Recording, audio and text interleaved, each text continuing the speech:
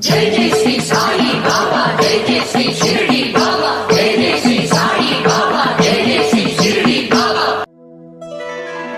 प्रथमं साईनाथाय, द्वितीयं द्वारकामायिने, तृतीयं तीर्थराजाय, चतुर्थं भक्तवत्सले, पञ्चमं परमात्माय, षष्ठमं च शिरडीवासिने,